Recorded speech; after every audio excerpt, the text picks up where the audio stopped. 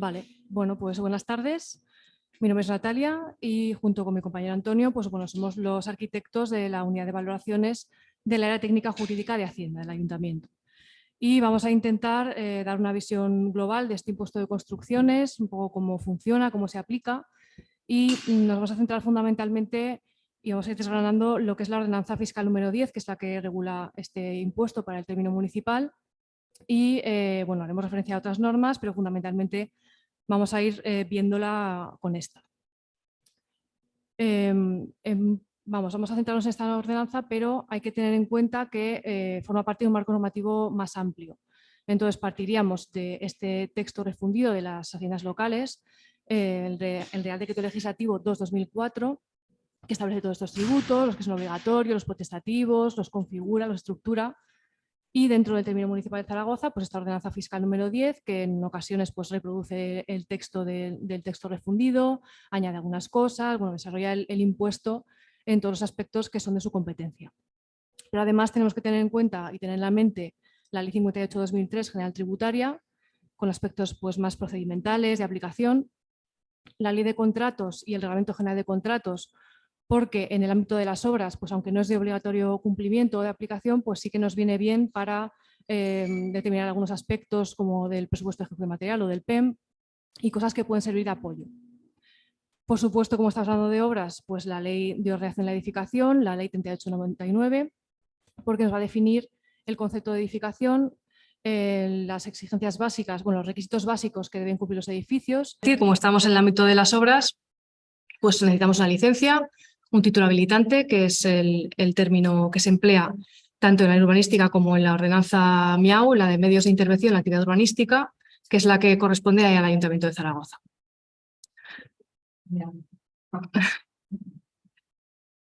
Y esta es un poco la estructura que tiene la ordenanza fiscal número 10.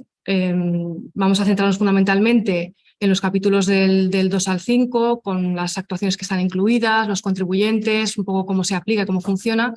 Ya hemos hablado un poco de la normativa. Nos saltaremos los últimos capítulos, pero sí que haremos referencia a los anexos que pues, tienen su importancia en la aplicación.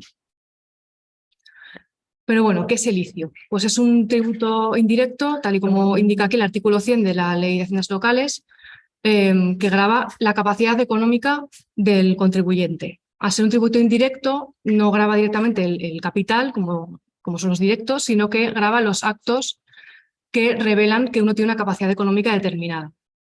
Como veis ahí no es obligatorio, es potestativo y es variable entre el 0 y el 4%, actualmente a un 3,87%.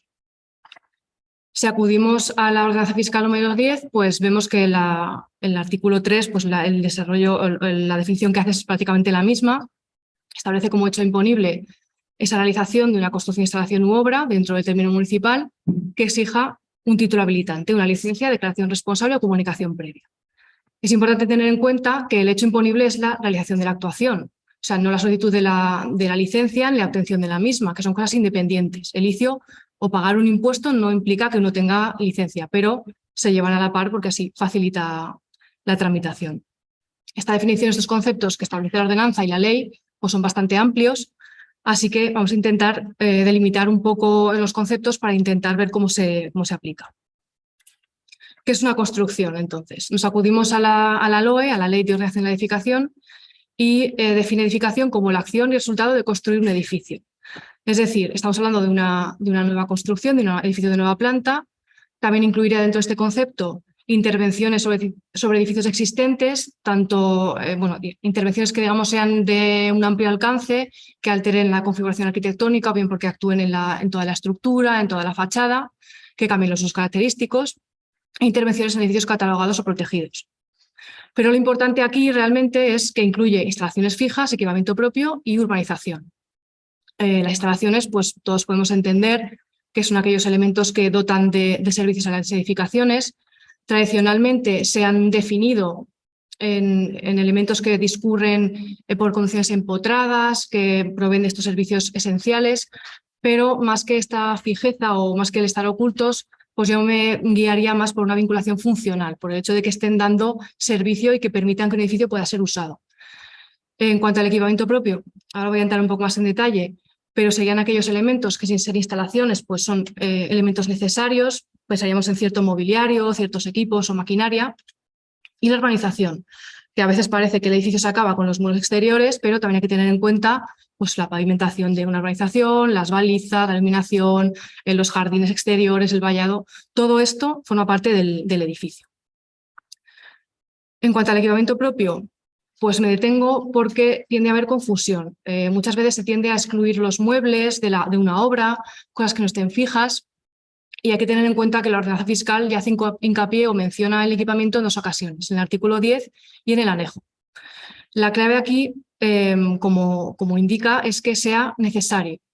Es decir, que esté vinculado funcionalmente o incluso como hace referencia en el anejo, y especialmente en los proyectos de actividad, es decir, cuando vas a abrir un negocio o vas a hacer una actividad en un local, debes incluir las partidas de la maquinaria necesaria para la actividad. La clave aquí, como digo, es que sea necesario. ¿Y cómo definimos que es necesario? Pues, bueno, aunque esto pueda ser muy amplio, el criterio a seguir es lo que exige la normativa. Es decir, si en una vivienda el plan general me exige tener pues, un inodoro y un lavabo, una ducha en el aseo, pues esos elementos se incorporan. Si voy a ejercer una actividad en un pequeño comercio o una pequeña panadería que no hago nada más que pintar las paredes, poner un cartel y montar el horno para calentar el pan. Pues todo eso también se incorpora porque necesitas un extintor, pues también se incorpora. Necesitas que ese horno tenga una extracción y la normativa de comida preparada te exige que tengas que calentarlo a una determinada temperatura, pues ese horno y esa mano de obra se incluye. Y especialmente ocurre en los supermercados, que son casos muy habituales que solemos ver, que claro, un supermercado tiene una gran cantidad de material que es necesaria para ejercer una actividad.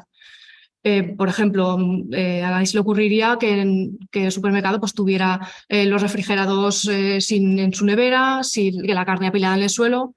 Pues hay una normativa que exige que esté una temperatura entre, yo qué sé yo, 0 y 4 grados, que haya una serie de grifos que tengan un mando tal y cual, que haya unos vestuarios con unas taquillas fijas para los trabajadores. Todo eso, que podía ser un mueble, podía ser un equipamiento, una maquinaria, todo eso tiene un coste que forma parte de una obra o de equipamiento necesario para esta actividad. En este sentido, esa sentencia que hay ahí abajo del año 2018, pues habla precisamente de un supermercado y dice que estos elementos pues, están vinculados no en cuanto a su fijeza física, sino desde una perspectiva funcional y son indispensables para el ejercicio de esta actividad, que es al final lo que viene a marcar esta diferencia de incluir estos elementos como parte del montante de la obra o excluirlos. Y luego en cuanto a instalaciones, pues además de las que ya veíamos antes, que estaban integradas en los edificios, que forman parte del propio edificio, pues hay otras que son autónomas o independientes, como puede ser una gasolinera o un parque fotovoltaico, que son independientes porque pueden no requerir una albañilería, no requerir un edificio de construcción, sino que a lo mejor son elementos que se colocan, que parece que se montan allí mismo o que son más pues eso, instalaciones autónomas. Y esa sentencia del año 2011, pues además hace hincapié en los elementos que se incorporarían o que se incluirían dentro de estas instalaciones, en el caso de plantas fotovoltaicas, que son todos los elementos que se utilizan para la captación y que no son independientes o que no podíamos entender sueltos sin el resto de elementos para captar la energía solar. Por otro lado, el segundo requisito que establece la ordenanza, que es que requiera de un título habilitante, licencia, declaración responsable o comunicación previa. Que, como digo, bien se haya solicitado o bien no se haya solicitado. Es simplemente que lo necesite. Pues acudiremos, por un lado, a la Ley Urbanística de Aragón, en el título 5, capítulo 3, que pues, describe estos instrumentos, estos títulos habilitantes en esos artículos, y en pocos grandes rasgos tendríamos la licencia urbanística, que es la autorización clásica en la que previamente a que tú puedas actuar, la administración te autoriza, y luego el supuesto de declaración responsable de comunicación previa, que permite actuar directamente cuando ya has presentado la documentación. La diferencia es que la declaración responsable, como su nombre indica, permite, o sea, es un documento en el que el interesado declara, indica bajo su responsabilidad que cumple con los requisitos necesarios para ejercer esa acción y que además dispone de documentos que justifican ese cumplimiento. Mientras que la comunicación previa pues, es bastante explicativo el propio nombre, el interesado comunica que va a hacer una actuación, sin más. Y la diferencia pues, es muy clara porque en un caso la autorización previa a la licencia urbanística exige una comprobación por parte de la administración que te da el ok, mientras que en la declaración responsable y la comunicación previa se le da un voto de confianza al interesado que se presupone que cumple con los requisitos y después la administración pues, puede realizar una comprobación ulterior. La ordenanza municipal, la MIAU, pues también regula estos tipos de títulos habilitantes y digamos que desarrolla con mayor amplitud los casos en los que se utilizan unos u otros. La ordenanza en el artículo 4 también establece estos actos que están sujetos, hace una relación pues bueno, no muy exhaustiva, más indicativa de lo que debe incluirse y dice además al final los demás actos que señalen los planes, normas u ordenanzas. Al final tenemos que acudir a la ley urbanística, al plan general y a la ordenanza MIAU, que son las que nos van a decir qué actuaciones están sujetas y a qué título habilitante hay que sujetarlas. Bueno, y también indicar a título informativo que se excluyen los proyectos urbanísticos que sean ejecutivos de un instrumento de rango superior, pero vamos, simplemente como nota. Ya tenemos que se sujeta al impuesto y ahora vamos a ver quién. El principal es el contribuyente, se regula en estos artículos 8 y 9, que es el que es propietario de la obra, del elemento que se va a ejecutar o el que lo paga. Sí. Lo puedo intentar.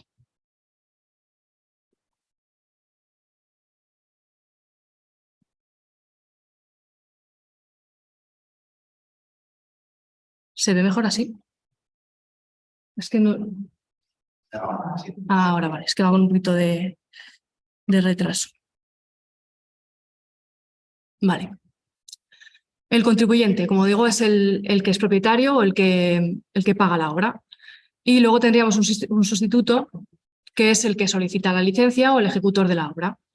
Y una serie de situaciones que son exenciones, que las he incluido aquí, aunque realmente no son tampoco sujetos exentos, sino actuaciones exentas, que serían obras de tipo público, como carreteras o ferrocarriles, puertos y demás del Estado, comunidades autónomas, entidades locales, universidades públicas también exentas, y hemos incluido aquí también la Iglesia Católica, pero con matices. Aquí hay que acudir a las sentencias que hay al respecto, como una sentencia del 26 de junio del 2017, que deslinda un poco las obras que estarían exentas de las que no. Y finalmente esta línea la traza por la finalidad. Es decir, las que tengan un fin estrictamente religioso o educativo público, pues estarían exentas, mientras que las que estarían dedicadas a una enseñanza privada, por ejemplo, o a negocios económicos, pues estarían sujetas a este impuesto.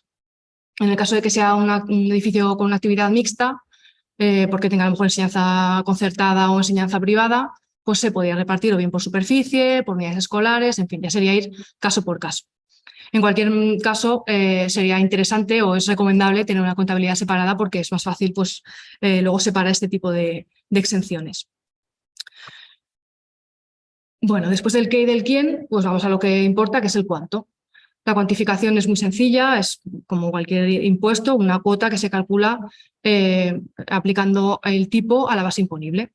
Y únicamente tendríamos pues, el caso de bonificaciones en los cuales se le restarían las bonificaciones a la cuota íntegra. ¿Cuál sería entonces la base? ¿Qué es lo que nos interesa? Pues según el artículo 10 es el coste real y efectivo. Y para más INRI indica que es el coste de ejecución material. Además, aquí la ordenanza, respecto de la ley de haciendas locales, que viene, digamos que esta definición la extrae de allí, la ordenanza añade los desembolsos, o digamos que se fundamentan los desembolsos que se efectúen para realizar la obra. Es decir, lo que pagas. ¿Qué entraría dentro de este coste de ejecución material? Pues lógicamente materiales, mano de obra, maquinaria, elementos auxiliares siempre ligados a esta obra. Y aquí incluiríamos, además, también en base a sentencias, pues el control de calidad, la gestión de residuos y estos elementos integrados o vinculados funcionalmente, que serían pues, lo que comentaba antes, instalaciones, equipamiento y demás. y excluye pues, el IVA, los impuestos, tal, honorarios profesionales, gastos generales y beneficio industrial y seguridad de salud, que serían pues, estas actuaciones de tipo protección, como pues, los chalecos y otros elementos de protección de la salud. Este coste, pues así puede ser, es un poco abstracto, se materializa o se concreta en diferentes documentos, bien sea contabilidades o facturas, pero el elemento o el instrumento fundamental es el presupuesto de ejecución material o PEM. Este es un ejemplo de un presupuesto de una reforma bastante grande en un supermercado, un resumen del presupuesto, y básicamente es un instrumento fundamental porque estructura económicamente una obra y porque al final pues es lo que se va a llevar a cabo, lo que se paga es lo que se ejecuta. En este caso pues veríamos diversas partidas que son muy claramente obras que se incluirían dentro de una base imponible, coste de ejecución material, pues excavación, albañilería, instalación contra incendios, ventilación y climatización. El número 19, por ejemplo, el estudio de seguridad de salud, debería excluirse de esta base imponible porque es un estudio que, aparte de esa documentación técnica que no está incluida, pues está vinculada a la seguridad de salud. En cuanto a la gestión de residuos, aquí lo ideal habría sido desligar el estudio con la propia gestión de residuos. Digamos que el estudio, al ser un documento, pues no se incluiría, mientras que las actuaciones de gestión de residuos, de revalorizar, de trasladar, etcétera, sí que se incluirían en la base imponible. Y el control de calidad, como hemos visto, también se incluiría. En este caso, además, señalar que deberían haberse incluido toda la maquinaria y equipamiento que he comentado antes que es necesaria en un supermercado, porque en los capítulos no aparece carpintería, instalaciones y demás, pero todo el montante fundamental de equipamiento que tiene un supermercado, pues todas las máquinas de frío, además todo lo que llevaba de comida preparada, porque tenía una zona para preparar comidas y venta allí mismo, pues no estaba incluida. Y de hecho esto es uno de los aspectos que les requerimos en este caso concreto, porque además era un montante bastante importante. Y bueno, hasta aquí lo que es el presupuesto de ejecución material, lo que vamos a pagar, y ahora vamos a hablar un poco sobre las bonificaciones, ya quitando un poco de peso a la base imponible, y va a continuar mi compañero Antonio. Correcto. Bueno, pues hasta ahora hemos visto el qué, el quién, el cuánto, que era la base imponible, la cuota, y ahora pasamos a hablar de las bonificaciones, ¿vale? Entonces, en primer lugar, las bonificaciones, lo tenéis en el circulico negro, están tasadas o acotadas en la Ley de Haciendas Locales. En desarrollo de esos supuestos de bonificaciones que contempla la ley, la ordenanza fiscal del Ayuntamiento de Zaragoza es la que viene a recoger algunas de esas bonificaciones que contempla la ley, ¿vale? Entonces, ¿qué bonificaciones son las que contempla nuestra ordenanza? Pues recoge, y en la Ley de Haciendas Locales están recogidas en el artículo 103.2, y a partir de ahí, con epígrafes con letras, nuestra ordenanza municipal recoge el supuesto A, B, D y E. Dentro del supuesto A tenemos las actuaciones de especial interés o utilidad municipal, que pueden ser de carácter social, de carácter cultural, histórico-artístico o de fomento del empleo. En el supuesto B, la ley prevé aquellas actuaciones relativas con el aprovechamiento de la energía solar, plantas fotovoltaicas e instalaciones o parques fotovoltaicos. En el supuesto D, regula la construcción de vivienda protegida, y en el supuesto E tenemos ya las actuaciones relativas al acceso y habitabilidad de discapacitados. Vamos a entrar a analizar en detalle estos 4 supuestos de bonificaciones que contempla nuestra ordenanza. Comenzamos con el artículo 14 de la ordenanza, que regula los supuestos contemplados en la letra A de la Ley de Haciendas Locales.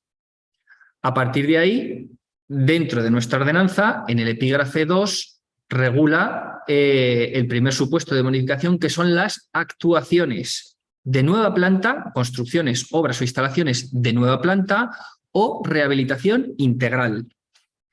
Y entonces el concepto de rehabilitación integral es importante que lo tengáis claro. Aquí, porque vamos a ver, este concepto, en función de que estemos hablando o nos movamos en el ámbito urbanístico de los títulos habilitantes de las licencias, por rehabilitación integral se podría entender cuando se está interviniendo en un edificio, en la totalidad del edificio, pero no en todas sus partes. Es decir, podemos, por ejemplo, mejorar la envolvente térmica de un edificio, que es todas las fachadas del edificio, pero sin tocar el resto de instalaciones ni actuar en el interior del edificio. Esa es una rehabilitación integral urbanísticamente, porque está actuando en la totalidad de las fachadas del edificio, pero cuando nos venimos ya no al ámbito urbanístico, saltamos al ámbito fiscal, a la ordenanza fiscal, cuando aquí está definiendo el concepto de rehabilitación integral, si en la ordenanza está explicado muy claramente, y lo que dice es que se tiene que intervenir en la totalidad del edificio y en todos sus elementos. Y cuando dice todos sus elementos, las ordenanzas lo describe con total precisión, que hablamos de estructura, fachadas, cubiertas, instalaciones, y cuando digo instalaciones son todas: electricidad, fontanería, saneamiento, ascensores, carpintería exterior, etc. Es decir, en la totalidad de sus elementos. A partir de ahí, respecto a esta bonificación, la ordenanza prevé cuáles son los porcentajes que se bonificarán. Entonces lo clasifica en función, en la tabla que tenéis, en función de la categoría fiscal de la calle. Esas categorías fiscales de todas las calles están recogidas en la página web del Ayuntamiento de Zaragoza, donde tenéis toda la normativa. En el apartado de ordenanzas fiscales, al final es donde tenéis un documento que se llama Callejero Fiscal. Y ahí es donde vienen recogidas todas las vías del término municipal, y entonces veréis que hay una doble clasificación o dos categorías fiscales, una por la letra A y otra por la letra B. La que nos interesa para este caso es la categoría B, que es la que se aplica para el IAE y para el ICIO, que es lo que nos ocupa. La categoría es la que se aplica para el resto de tributos y precios públicos. A partir de ahí, una vez que ya sabemos localizar la categoría fiscal de la calle, estas dos actuaciones, nueva planta y rehabilitación, la ordenanza establece que se bonificarán, pero solo en 3 ámbitos de la ciudad, que son el ámbito 1, que son actuaciones de mejora de escena urbana y adecuación de recorridos históricos en el marco del PICH, del Plan Integral del Casco Histórico. Es decir, estos son actuaciones, digamos, de urbanización o mejora o reurbanización de viario. Las que más nos van a interesar y en la práctica las que se nos están dando son el ámbito 2 y el ámbito 3. En el ámbito 2 son inmuebles que se encuentren en ámbitos de planes integrales, de áreas de rehabilitación y regeneración urbana, ARRUS, o en áreas de rehabilitación preferente. Esos ámbitos, ¿dónde los tenemos recogidos? Pues bueno, los planes integrales, a día de hoy tenemos el del casco histórico y el del barrio de Oliver. En cuanto a los ARRUS, están recogidos también en una delimitación que se hizo en el año 2015, y os podemos facilitar el boletín en el que vienen recogidos esos ámbitos, y lo mismo sucede con las áreas de rehabilitación preferente. Estas están recogidas en la ordenanza de fomento de la rehabilitación. En esa ordenanza, en los anexos, es donde vienen recogidos y definidos cuáles son esos áreas de rehabilitación preferente. Y finalmente, el tercer ámbito, que son ya los edificios de interés monumental, arquitectónico, ambiental, o los conjuntos de interés y los conjuntos urbanos de interés, que están recogidos ya directamente en el Plan General de Zaragoza, en la memoria, en el anejo 7, y es donde viene el catálogo de todos esos edificios. A partir de ahí, tenemos la ubicación de nuestra actuación, sabemos la calle, su categoría fiscal y si se encuentra en uno de estos 3 ámbitos, y a partir de ahí tenemos el porcentaje de bonificación. Pasamos ya al punto 3, dentro de este artículo 14, al punto 3, donde tenemos el segundo tipo de actuación bonificable, que son las actuaciones de rehabilitación.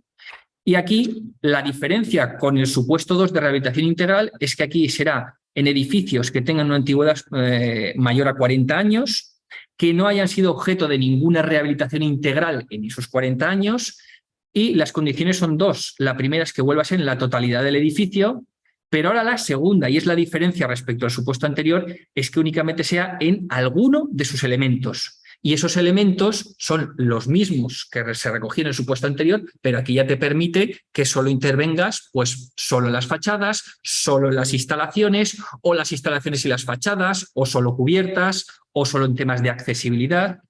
A partir de ahí, nuevamente, se estructura por categorías fiscales de calles y aquí hay dos tipos de ámbitos. El primero son ya en los edificios catalogados por el Plan General o conjuntos urbanos y el segundo ya será para edificios de uso predominantemente vivienda. Pasamos ya a la tercera bonificación dentro de este artículo 14, que es el 14.4, que se haya actuaciones de seguridad y salubridad que deriven de una inspección técnica de la edificación. Y aquí la única condición que establece la ordenanza es que los ingresos de la unidad familiar sean inferiores a 1,5 veces el salario mínimo interprofesional. Y a partir de ahí la bonificación será del 50%. Señalar, sí, que lo tenéis ahí en pequeño en el supuesto, en el 14, en el punto 3, en rehabilitación, veréis que una nota que establece que solo será de aplicación a la parte correspondiente a las actuaciones.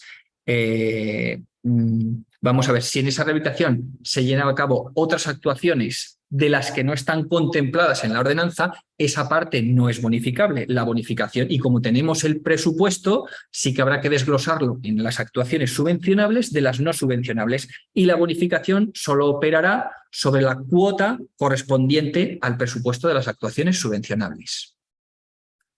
Seguimos dentro del artículo 14 y tenemos dos supuestos más, el 5 y el 6. En el 5 tenemos las actuaciones que tengan una incidencia favorable en el empleo. Y esto está previsto para construcciones, instalaciones u obras por establecimiento o ampliación de la sede o centro de trabajo. ¿En qué supuestos? Pues será en el comercio tradicional, en las cooperativas especialmente protegidas, en las sociedades laborales y para los emprendedores autónomos y jóvenes empresas innovadoras. En este último supuesto, con un tope máximo subvencionable será respecto a la inversión que se haga en los primeros 30.000 euros.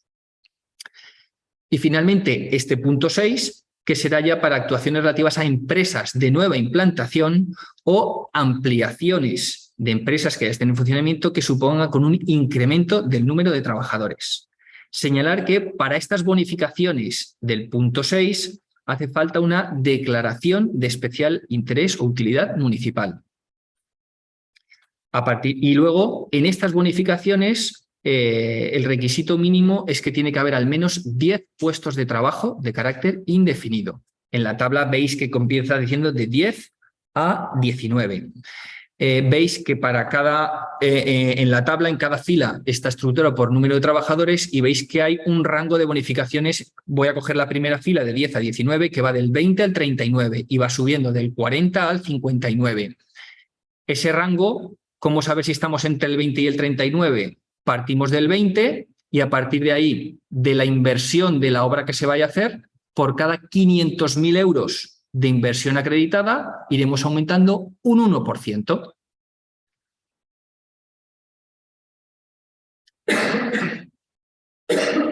Perdonad un segundo que vuelvo atrás. Sí. Y un último comentario, y es que de estas 5 bonificaciones que están reguladas en este artículo 14, señalar que son incompatibles entre sí. Es decir, si tenemos varios supuestos, solo podremos acogernos a uno de ellos. Pasamos ya al artículo 15, que regula ya, sigue regulando las bonificaciones del 103.2a. Sí. Pregunta que si puedes hacer de qué ley ordenanza estás hablando. De la 10. De la 10, de la ordenanza fiscal. Estamos hablando, lo tenéis arriba en las diapositivas, en la esquina superior derecha, veis, tenéis ordenanza fiscal 10. Y vamos avanzando por los capítulos. Ahora estamos en el capítulo 4, que es donde se regulan las bonificaciones. Gracias. Pasamos al artículo 15 de la ordenanza fiscal 10 y seguimos en los supuestos del 103.2a de la Ley de Haciendas Locales. Y entonces, aquí tenemos 3 supuestos. El número 2, en el 15.2, que tenemos las actuaciones de interés medioambiental. Y dentro de estas tenemos 3 supuestos, que son la incorporación de instalaciones de generación de energía eléctrica, es decir, parques fotovoltaicos. En segundo lugar, la mejora de la envolvente térmica de los edificios existentes con reducción de la demanda energética. En función del porcentaje que reduzcamos esa demanda energética, pues alcanzaremos más o menos porcentaje de bonificación. Y el tercer supuesto son la mejora de las instalaciones térmicas en los edificios existentes con mejora de la calificación energética total. Vamos a ver, sí. Pasamos ya al punto 3, donde bonifica las actuaciones relacionadas con la reutilización o ahorro de agua, que aquí está pensado en la instalación de mecanismos que favorezcan, por un lado, el ahorro de agua o la reutilización de aguas grises o pluviales en el propio edificio o en la parcela. Y la segunda actuación son las mejoras de eficiencia en las instalaciones de iluminación cuando reduzcan el consumo energético al menos en un 50%. Y finalmente el tercer supuesto, que es el punto 5, es la preinstalación de recarga de vehículos eléctricos en las comunidades de propietarios. Respecto de este punto, bueno, sigo con los puntos en rojo y luego volveremos a este punto 5. La ordenanza establece 4 requisitos. Primero, excluye de esa bonificación las actuaciones de levantamiento o reposición de elementos auxiliares que no tengan que ver con la actuación propiamente dicha. Es decir, no, estos requisitos son genéricos para todos, para los 3 supuestos. Pero, por ejemplo, si vamos a mejorar la envolvente térmica, las fachadas, vamos a colocar un aislamiento térmico por exteriores fachadas. Si tenemos que desplazar o quitar bajantes, canalones, esas actuaciones auxiliares que luego tendremos que volver a colocar, esas actuaciones no están reduciendo la demanda energética del edificio. Esas actuaciones auxiliares no son bonificables, también su cuantía y su importe económico será muy pequeño en comparación con la actuación de mejora del aislamiento, la mejora de la envolvente térmica. El segundo requisito es que no procederán las bonificaciones cuando esta actuación sea exigida por la normativa vigente. Y entonces este punto es el que quiero enlazar con la preinstalación de recarga de vehículos eléctricos, porque estas instalaciones en los edificios y estacionamientos de nueva construcción ya es obligatorio por normativa desde el año 2015. Otra cosa es que es en los edificios existentes que quieran colocar este tipo de preinstalación, y en ese caso sí que es bonificable, pero en la obra nueva que se va a ejecutar a día de hoy, eso no es bonificable porque ya lo exige la normativa desde el 2015. El tercer requisito es que, lo hemos comentado anteriormente, las bonificaciones solo se aplican a la parte de la cuota destinada al fin protegido. Es decir, si yo voy a mejorar la envolvente térmica del edificio y de paso digo, pues voy a cambiar o a mejorar la accesibilidad, vamos a renovar el ascensor por dentro o a dotar de ascensor un edificio que lo tiene, el ascensor no es una mejora de la eficiencia energética. Entonces, esa parte del ascensor no sería bonificable y la parte de la envolvente térmica sí. Y finalmente, el cuarto requisito es que las bonificaciones de este artículo 15 no serán concurrentes con las del artículo 14. Es decir, si yo tengo una actuación del 14 y otra del 15, como tanto las del 14 como las del 15 derivan del artículo 103.2a de la Ley de Haciendas Locales, o me acojo a unas, a las del 14 o a las del 15, a la que se aplicará la que resulte mayor y más beneficiosa para el contribuyente. Pasamos ya al artículo 16, que este ya recoge la bonificación del artículo 103.2b de la Ley de Haciendas Locales. Y aquí serán ya las construcciones, instalaciones y obras que permitan el aprovechamiento térmico o eléctrico de la energía solar. Esto vienen a ser las instalaciones fotovoltaicas, que es en estos momentos la mayor cantidad de expedientes que estamos tramitando de viviendas unifamiliares mayoritariamente, naves industriales y algunas comunidades de propietarios que están instalando las placas fotovoltaicas en cubierta. Ahora, 2 requisitos establece la ordenanza que veréis que son reincidentes respecto de los artículos anteriores. Solo se aplica la parte de la cuota destinada estrictamente a dicho fin y esta sí que es concurrente con las bonificaciones del 14 y el 15. Entonces, si tenemos las 2 actuaciones, aquí sí que podemos disfrutar de las dos bonificaciones. Y señalar que estas actuaciones, en la ordenanza hay una remisión a que se aplicarán las mismas condiciones que en el artículo 15, entre las que dice que no se concederán las bonificaciones cuando estas actuaciones sean obligatorias a tenor de la normativa vigente. Es decir, yo tengo a día de hoy, si hago un edificio de nueva planta, esa normativa vigente, el código técnico de la edificación que nombraba antes Natalia, ya me está obligando a colocar una instalación fotovoltaica. Entonces, en esos supuestos no es bonificable. Sin embargo, yo tengo un edificio existente donde la comunidad o el propietario particular decide colocar esa instalación, eso sí es bonificable. Pasamos ya al artículo 17, que recoge la bonificación contemplada en el artículo 103.2d de la Ley de Haciendas Locales. Y aquí tenemos ya las construcciones instalacionales referentes a vivienda de protección oficial, pero en este caso la ordenanza establece que tiene que ser en régimen de alquiler sin opción a compra. Y a partir de ahí, en función de la tipología de vivienda protegida, en función de si es promoción pública o promoción privada, pues establecen unos porcentajes de bonificación. Nuevamente, esta bonificación del 17 puede ser concurrente con las bonificaciones del 14, 15 y 16.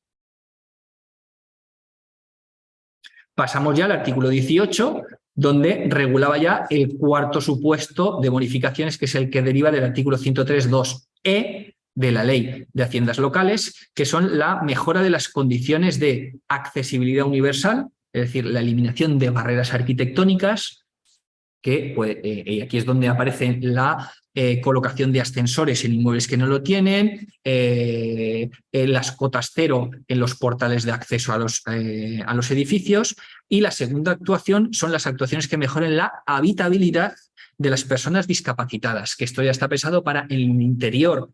Digamos que el primer punto son los elementos comunes de los edificios y el segundo punto es ya el interior de las viviendas de esas personas discapacitadas. A partir de ahí, 4 requisitos establece la ordenanza. El primero, acreditar que esas obras se corresponden con las nuevas prestaciones. Es decir, y esto especialmente en el punto de la habitabilidad. Es decir, si el discapacitado lo que tiene es un problema de movilidad porque tiene que ir en una silla de ruedas, pues las actuaciones bonificables serán las que supongan ensanchar las puertas, los radios de giro. Quiero decir, que la actuación que se haga en el interior tiene que estar vinculada con la minusvalía de esa persona. Quiero decir, si es un cambio de ventanas, no tiene nada que ver, a lo mejor, con la minusvalía que pueda tener esa persona, entonces eso no sería bonificable. Entonces, hay que justificar que esas actuaciones en el interior de la vivienda están relacionadas con la minusvalía de la persona.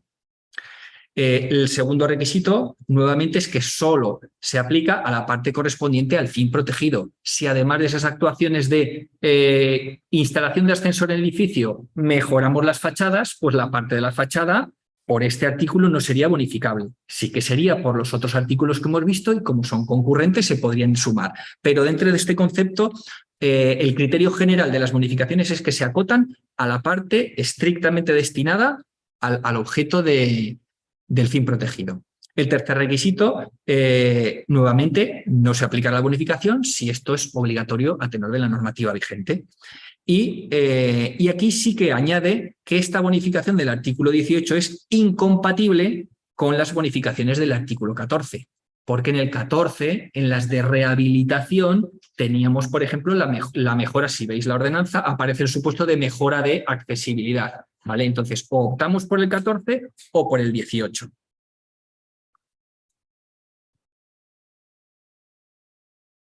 Correcto. Aquí tenemos el resumen de los artículos de la ordenanza fiscal nuestra que recogen las bonificaciones, que son los artículos del 14 al 18. Y en este artículo 19 lo que viene a decir es que en el supuesto de que tengamos o nos podamos acoger a bonificaciones de varios de estos artículos, al final la bonificación resultante tiene que ser inferior al 95% de la cuota íntegra. Y, como bien dice, por aplicación simultánea cuando corresponda. Es decir, si me puedo acoger a varias, tienen este tope de esa bonificación máxima. ¿vale? Porque las bonificaciones se van aplicando en cascada. Empezamos con el artículo o 14 o 15 porque eran excluyentes. A esa cuota le aplicamos la primera bonificación del 14 o del 15. Si después también es bonificable en el 16, de la cuota que yo tenía le aplicaré la bonificación y así seguiremos con el 17 y con el 18.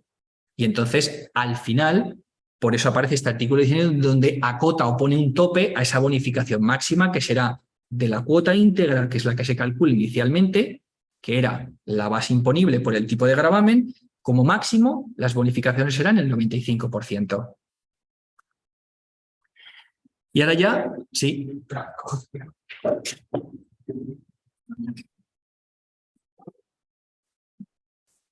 En el artículo 18, lo de las iniciativas de bonificaciones. Sí, no lo hemos puesto, es un 90%. 90%. Que se nos ha olvidado. Sí. Luego está una pregunta que tenía en relación al artículo 16, respecto al tema fotovoltaico, si tú tienes un proyecto de una instalación, o sea, de construcción de una nave industrial, pero por la aplicación del fotovoltaico tienes que poner superficie de placas solares, tienes que instalar 100 kilowatts, pero realmente quieres instalar ya 200 o aumentar. Esa parte de diferencia que se podría aplicar a la bonificación. Yo creo que en principio no. ¿Por qué? Por normativa tú tienes que colocar la instalación fotovoltaica, ¿vale? Otra cosa, por eso, esto está más orientado a las naves existentes o edificaciones existentes que por normativa no les resulta de aplicación y donde quieran implantar esa instalación, pero donde sea obligatorio a tenor de la normativa, a priori entendemos que no. Y luego, como normalmente se hace cuando presentas el proyecto, haces los costes de referencia y pones el presupuesto de ejecución material frente a los costes de referencia. ¿Cómo tú justificas o haces los cálculos para presentarlos a vosotros? Mira, este es mi presupuesto de ejecución material, pero de estas partes de producción total de esto, hay una parte que se va a dedicar, que está incluido dentro de estos artículos y corresponde a una modificación. ¿Cómo se os plantea o se hace una solicitud? Sí, no, vamos a ver, no, eso muy fácil. En el documento, vamos a ver, enlazo con lo que comentaba Natalia. En función del tamaño de la instalación o de la actuación que vayas a hacer, necesitarás un proyecto técnico.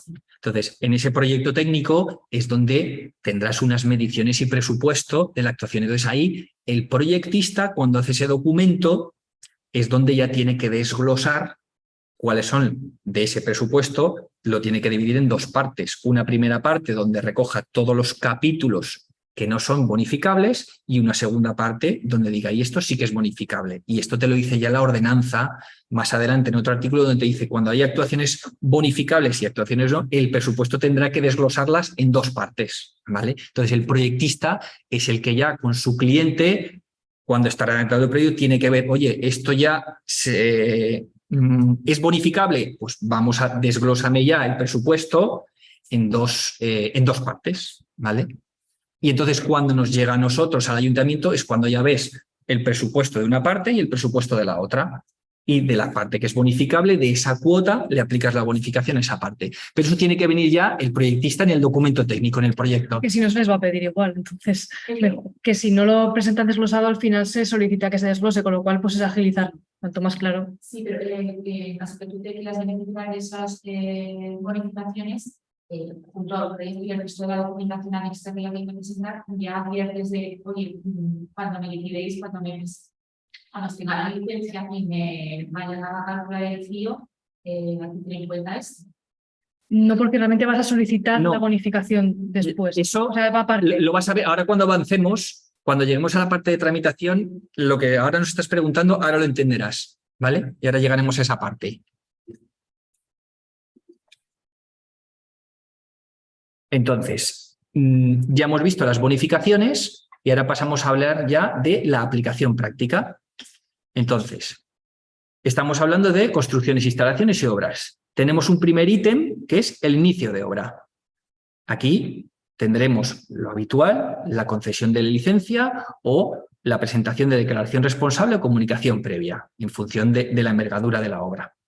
A partir de ahí, una vez que o hemos presentado la declaración responsable o se nos ha otorgado la licencia, teóricamente empieza la obra.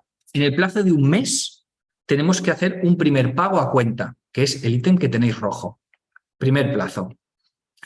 La obra continúa y durante la obra hay ocasiones en que se producen modificaciones durante la ejecución de la obra. Esas modificaciones precisan de, en función de la envergadura de las mismas, se presenta un modificado de proyecto al ayuntamiento, se aprueba ese modificado y si hay cambio en el presupuesto, nuevamente desde que se aprueba esa modificación de proyecto en el ayuntamiento, nuevamente en el plazo de un mes hay que hacer un segundo pago a cuenta, en este caso complementario, por esas obras de más que se quieren hacer en ese modificado. Avanza la obra y llegamos al final de obra. Terminamos la obra. A partir de esa fecha, que se concretará en el certificado final de obra, tenemos el plazo de un mes para presentar la autoliquidación. Y a partir de ese momento, desde la finalización de la obra y en el plazo de 4 años, por parte de la inspección tributaria, puede comprobar si esas actuaciones, si se han autoliquidado o no se han autoliquidado y si la autorización es correcta o incorrecta. Entonces, todo el primer tramo hasta el último ítem rojo está en la parte de gestión tributaria y a partir de la finalización de la obra nos movemos ya en el ámbito de la inspección tributaria. Vamos a analizar en detalle ese primer ítem rojo que era el primer pago a cuenta, que es en el plazo de un mes desde que se nos otorga la licencia o presentamos la declaración responsable y comunicación previa. A partir de ahí tenemos que presentar una autoliquidación. La cuota, pues es lo que antes os hemos comentado, es la base imponible por el tipo de gravamen. ¿Cuál es la base imponible? Y aquí es donde tenemos que coger el mayor de estos dos valores. En primer lugar, los costes de referencia calculados con arreglo a los módulos que vienen en el anexo de la ordenanza o el presupuesto de ejecución material del proyecto si fuera superior a los costes de referencia. Entonces, de esa base imponible que hemos comentado, ¿cuáles son la determinación de esa base imponible? Y aquí, dentro de la ordenanza, tenemos que acudir al anexo de la ordenanza, donde establece las reglas de aplicación. Y establece 3 reglas, muy fácil: la regla general, la regla especial y la regla residual. La regla general la hemos marcado en rojo porque es la que se aplica en la mayoría de los casos, donde establece que el presupuesto de ejecución material del proyecto, de la documentación técnica, tendrá que ser como mínimo igual o superior al coste de referencia. El segundo supuesto, que es el especial, que es que si hay circunstancias especiales que justifiquen que el presupuesto es menor que el coste de referencia, se puede admitir que el presupuesto del proyecto sea un 90% del coste de referencia. Y finalmente, el último supuesto, que es el residual, es cuando en el anexo no hay coste de referencia para esas obras, porque son obras a lo mejor de pequeña envergadura que no están en las tablas del anexo, en ese caso se admite el presupuesto que venga ya en la documentación técnica. En cuanto a los costes de referencia que vienen en el anexo, bueno, pues en primer lugar, tenemos que señalar que los tipos de actuaciones que podemos llevar a cabo vienen recogidas y definidas tanto en el Plan General de Ordenación Urbana como en la Ordenanza MIAU. A partir de ahí, la ordenanza fiscal, la fórmula genérica para el coste de referencia es M, que es el módulo básico, por la superficie, por 3 factores: el factor de actualización, el factor de superficie y el factor de intervención. A partir de ahí, las obras las podemos clasificar en estos 5 grupos, que son los que están recogidos en el anexo de la ordenanza. Y así tenemos las obras de nueva planta. Si es en edificios de uso, vivienda, oficinas, comercio o mixto, será las que la ordenanza llama Grupo 1 y donde aplicaremos el coste de referencia del módulo 1. Si es para uso de naves industriales, almacenes o otros usos, y en esos otros usos hay una lista extensa de usos. Aquí hemos recogido deportivo, ocio, religioso, pero la lista es muy larga, donde recoge todo el resto de usos que no son ni viviendas, oficinas ni comercio, y a eso les aplicaremos el coste de referencia, el módulo 2. Tenemos también las obras de rehabilitación, restauración o consolidación en edificios de cualquiera de los usos anteriores. Aquí aplicamos la misma hoja de cálculo de costes de referencia, es decir, el modelo 1 y el modelo 2, y aquí es donde interviene el F sub I, el factor de intervención, que viene recogido también en la ordenanza, donde te viene a decir que si vas a conservar solo la fachada y demueles todo lo demás, tendrás que multiplicar por 1,2. Si conservas los cimientos y la estructura, multiplicas por 1. Si conservas los cimientos, la estructura y las fachadas, por 0,8, y si conservas cimientos, estructura, fachadas, distribución y únicamente te limitas a un adecentamiento de cubiertas fachadas, pues aplicarás un 0,6. Pasamos al tercer supuesto, que son las obras de acondicionamiento de locales y viviendas. Y aquí, cuando decimos acondicionamiento, nos estamos refiriendo a que un local se adecue, un local diáfano que se adecua para una nueva actividad, o un local que se convierte en una vivienda, o una vivienda que reformó íntegramente la totalidad de la vivienda. Estas entran por el coste de referencia, el modelo 3. En cuarto lugar, tenemos ya las obras en elementos comunes de edificios, que esto está pensado para comunidades de propietarios, donde mejoren el portal, instalación de ascensores, renovar o mejorar centralización de contadores de electricidad, etcétera, o mejorar la cubierta, la impermeabilización de las cubiertas. Entran con el modelo 4 y finalmente ya tenemos las obras menores. Esas obras menores, si son en viviendas y además esas obras no requieren de técnico, entraríamos con el modelo número 5. Y ya para el resto de obras menores es donde ya no hay coste de referencia y donde aplicamos el supuesto residual, donde se admite ya el presupuesto que venga en la documentación técnica que acompañe a el título habilitante. Volvemos otra vez a la aplicación. Habíamos visto la primera autoliquidación, cuando se comienzan las obras y con qué base imponible, y ahora cuando terminamos las obras. ¿Qué sucede? Se terminan y aparecen dos documentos que son el certificado final de obra más el acta de recepción.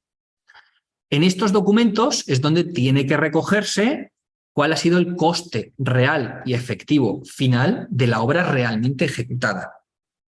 Eso es lo que determina la base imponible, que es lo que empieza diciendo en el artículo 10 la ordenanza. La base imponible es el coste real y efectivo de las obras. A partir de ahí, en estos dos documentos donde viene recogido con el final de obra, nos determina cuál ha sido ese coste, cuál es la base imponible y ahora sí, ¿cuál va a ser la cuota? Será esta base imponible por el tipo de gravamen y ahí ahora es donde deducimos las bonificaciones. Y con esa cuota es donde presentamos una nueva autoliquidación.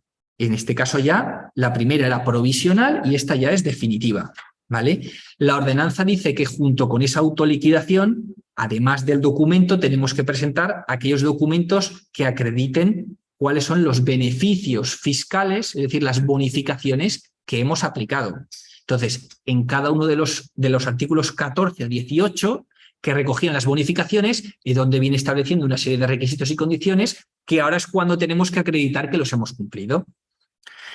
Y, por otra parte, la ordenanza prevé que esa autoliquidación definitiva, como garantía de que se ha practicado, establece que será necesaria su presentación cuando solicitemos la licencia de primera ocupación, si se trata de viviendas, o la licencia de inicio de actividad, o la licencia de funcionamiento, o si, en lugar de licencias, presentamos esos documentos por declaración responsable o comunicación previa. Y esto es como garantía para que en el resto de trámites acreditar que se ha practicado esa autoliquidación.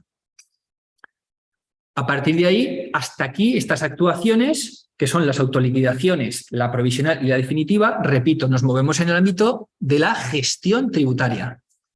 Una pregunta, o sea, que tú pagas antes del mes de inicio de la obra, la cuota de mano, y es cuando finalices la obra cuando te puedes bonificar. Claro, ahora avanzaremos. Tienes que pedir la devolución. No, una vez tú tienes tu licencia, en el plazo de un mes autoliquidas el ICIO y simultáneamente en ese plazo de un mes solicitas la bonificación.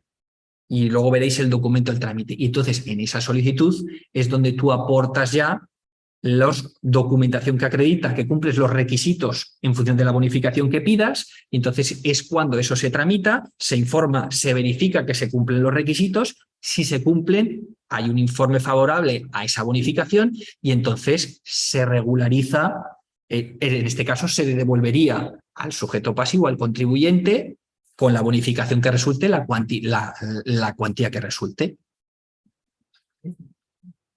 Entonces, satisfecho previamente por parte de... Sí, primero tú tienes que autoliquidar el ICIO y repito, y simultáneamente solicitar la bonificación. Entonces se verifica, se puede dar que se cumplan los requisitos o que no. Si no se cumplen, en ese caso no se concedería la bonificación y si se cumplen sí que se concedería y entonces se regulariza. Si se le concede, se le devuelve al contribuyente la parte de la bonificación.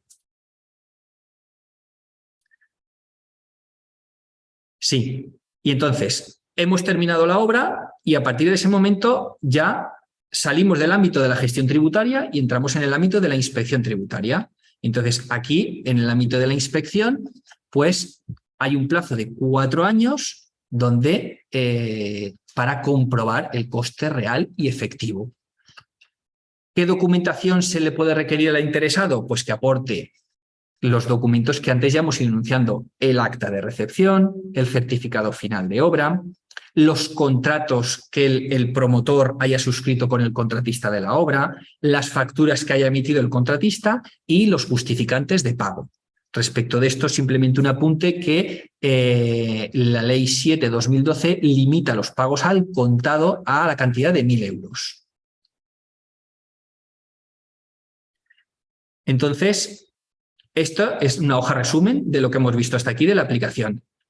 Inicio de obra, en el plazo de un mes, pago a cuenta con la primera autoliquidación provisional. Si durante la ejecución hay modificaciones, en un mes desde que se aprueben esas modificaciones, otro pago a cuenta, en este caso complementario, teóricamente porque se va a hacer más obra. Fin de obra, nuevamente en el plazo de un mes, autoliquidación definitiva. Y a partir de ahí, en 4 años, inspección tributaria puede comprobar si es correcta o no esa autoliquidación y en su caso girar una liquidación definitiva.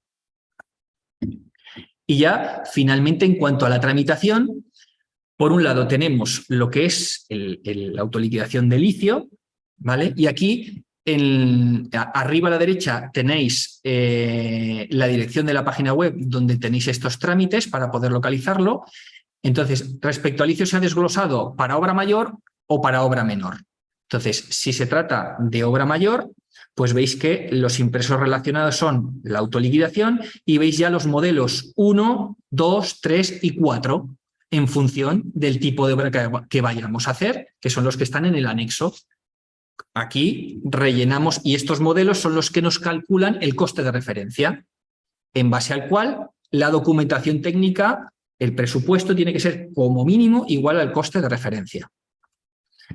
En cuanto a la forma de la tramitación, y estamos en el supuesto de obra mayor, pues puede ser o presencial o por internet. ¿Qué documentación hay que presentar? La licencia concedida, la autoliquidación, el modelo 010, el presupuesto de ejecución material y la ficha de costes de referencia. Lugar de presentación, pues si es presencial será en el edificio del seminario y entre la documentación, pues ya lo veis nuevamente, la licencia, la autoliquidación, el resumen del presupuesto y los costes de referencia. A partir de ahí, bueno, pues aquí tenéis recogido ya lo que es el pago, las formas de pago, viene a repetir lo que hemos comentado de la base imponible, el tipo de gravamen, la cuota. Creo que hay en el tipo de gravamen, no lo veo aquí, pero creo que pone el 4%, está sin actualizar al 3,87, ¿vale? Pasamos al segundo supuesto, que es ya para las obras menores. Y aquí el trámite es exactamente el mismo, simplemente quiero destacaros que veréis aquí en los impresos relacionados, donde aquí aparece la autoliquidación, la declaración responsable de la comunicación previa, porque estamos hablando ya de obras menores que no están sujetas a licencia, y veis que luego está el modelo 4 o el modelo 5. El modelo 4, que era para las actuaciones en comunidades de propietarios y el 5 que era para las obras menores. ¿Vale? Porque dentro del modelo 4 puede haber actuaciones sujetas a licencia u otras que sean obras menores simplemente sujetas a declaración responsable o comunicación previa. Por lo demás, la tramitación es igual. Y finalmente ya el último trámite, que es el que tú me preguntabas antes, que es el trámite de la solicitud de la bonificación. Y en este, pues básicamente, esperar sí, aquí está. ¿Vale? ¿Qué documentación? La instancia general, fotocopia del DNI, acreditación del PSI y documentación justificativa del cumplimiento de los requisitos establecidos, exigidos para el disfrute del beneficio fiscal solicitado. ¿Vale? Y aquí tenéis los 3 trámites, en los que son de licio para obra mayor, obra menor y la solicitud de la bonificación. Y por nuestra parte, con esto hemos dado un repaso al licio. Cualquier duda que tengáis, aquí tenéis nuestros correos electrónicos y nos podéis preguntar lo que consideréis.